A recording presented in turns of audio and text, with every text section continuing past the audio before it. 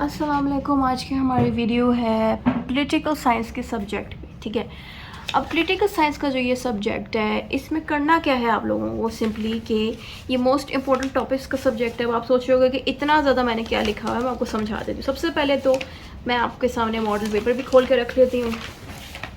ये है साइड पे मॉडल पेपर खुला हुआ पंजाब यूनिवर्सिटी की तरफ से जो आया था, वो वाला मैं मॉडल पेपर भी तो लगती है। ठीक है, अच्छा तो आप गौर से देखें कि यहाँ से सिर्फ और सिर्फ आपको ये 11 के 11 टॉपिक्स याद करने हैं। ठीक है, ये 11 के 11 टॉपिक्स सिर्फ याद करने हैं।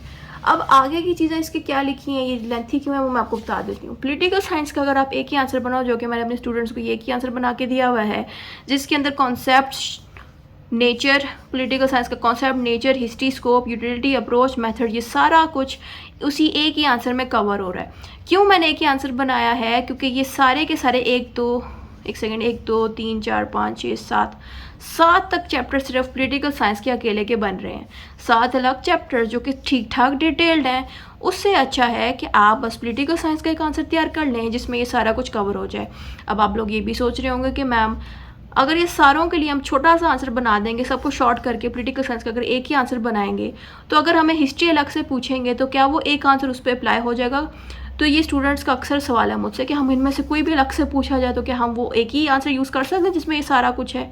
तो स्टूडेंट्स को मैं यही कहती हूँ कि पॉलिटिकल साइंस का आपको सवाल पूछा जाएगा, define the scope of political science. Example दे रही हूँ कि स्कोप से आ गया, सही है।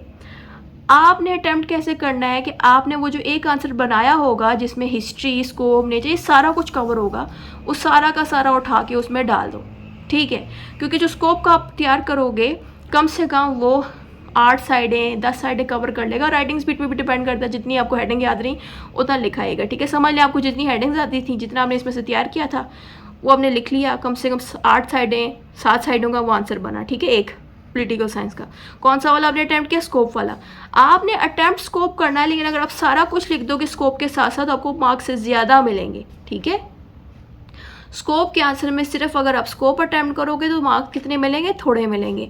लेकिन स्कोप के साथ साथ बाकी का भी सारा कुछ साथ अटैम्प्ट करो, यानी कि पूछ एग्जामिनर आपसे स्कोप ऑफ पॉलिटिकल साइंस रहा है, लेकिन स्कोप को स्टार्ट करने से पहले आपने थोड़ी सी आपने कॉन्सेप्ट दे दिया पॉलिटिकल साइंस का इंट्रोडक्शन देने के बाद, फिर आपने थोड़ा सा नेचर बता दिया पॉलिटिकल साइंस का, यानी कि पूछ स्कोप रहे हैं लेकिन बाकी की चीज़ें भी अगर आपने थोड़ी थोड़ी बता दी तो एग्जामिनर बड़ा मुतासर होगा कि आपको बाकी की चीज़ें भी आती थी, इसीलिए आपने वो सारी चीज़ें भी स्कोप के आंसर में लिख दी। मैं आपके सामने क्वेश्चन भी पढ़ देती हूँ। यहाँ पे जो मॉडल पेपर में क्वेश्चन आया है उसमें लिखा है डिफाइन द पॉलिटिकल साइंस। यहाँ से क्लियर करके दिखाती हूँ। Define the political science and discuss it's scope in contemporary society. बाकी के मुश्किल वर्ड्स की तरफ इतना ध्यान ना दें। स्कोप के बारे में पूछते हैं तो स्कोप ज़ाहिर है डायरेक्ट स्कोप लिखने की बजाय सिर्फ हमने क्या करना है कि जो एक ही आंसर मैंने बना के आपको दिया है सारों के लिए, वही सारा का सारा उठा के लिख देना। लेकिन इसकी एक तरीका होता है लिखने का।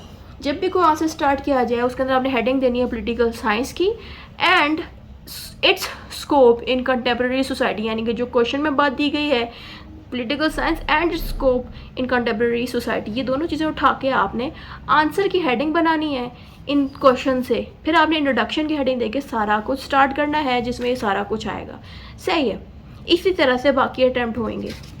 यानी कि अगर ये 11 भी आपने तैयार कर लिए तो आपका पूरा का पूरा सिलेबस पॉलिटिकल साइंस का कवर हो जाता है, जिसमें स्टेट के चैप्टर से आपका एवोल्यूशन का अलग से चैप्टर आएगा, एलिमेंट्स और ये बाकियों के अलग से आएंगे। तो इसी तरह से स्टेट का भी इस सारा का सारा का आपने तैयार कर दिया तो हो जाएगा। एक स्टूडेंट ने मुझसे सवाल किया कि मैम सिर्फ अगर स्टेट एंड गवर्नमेंट के ऊपर पूछा गया तो आपका जो आंसर होगा स्टेट का, उसमें तो of course state and government short किया गया होगा, तो कोई तरीका है कि मैं इस आंसर को लंबा कर सकूं स्टेट एंड गवर्नमेंट का? यह आपके अपने ऊपर डिपेंड करता है। अगर आपको नॉलेज है कि गवर्नमेंट क्या चीज़ है, गवर्नमेंट के क्या फंक्शंस हैं, स्टेट के क्या फंक्शंस हैं, क्या होता क्या है स्टेट, तो आप खुद से उसमें हेडिंग डाल के बढ़ा सकते हो। नहीं तो जितना आंसर मैंने आप लोगों को बना के दिया हुआ है, जिसमें मैंने स्टेट का एक आंसर बनाया है जिसमें सारा कुछ कवर हो रहा है शॉर्ट करके, वो सारा का सारा अगर आप स्टेट में ही लिख देते हो, अच्छे नंबर से आप लोग पास हो जाओगे। ज़ाहिर है उसमें स्टेट एंड गवर्नमेंट थोड़ा कम लिखा होगा, स्टेट एंड सोसाइटी भी उसमें थोड़ा कम होगा, लेकिन वो सारा कुछ इकट्ठे हो गए कि आंसर में तो अच्छे नंबर आ जाएंगे। लेकिन स्टूडेंट जो कह रहे हैं कि मैम हमें स्टेट एंड गवर्नमेंट अगर ज़्यादा लिखना पड़ जाए तो क्या करें, तो उनसे कहती हूँ कि स्टेट एंड गवर्नमेंट अगर ज़्यादा लिखना पड़ जाए, आपको इतना पता हो कि स्टेट क्या होती है, गवर्नमेंट का मतलब पता हो, तो आप हेडिंग्स खुद से डाल के उसको लंबा कर सकते हो। ये कोई ऐसी चीज़ नहीं है कि बहुत कन्फ्यूज़ करे, ठीक है। सेम चीज़ आप डेमोक्रेसी, डिक्टेटरशिप और बाकी के चैप्टर में भी कर सकते हो।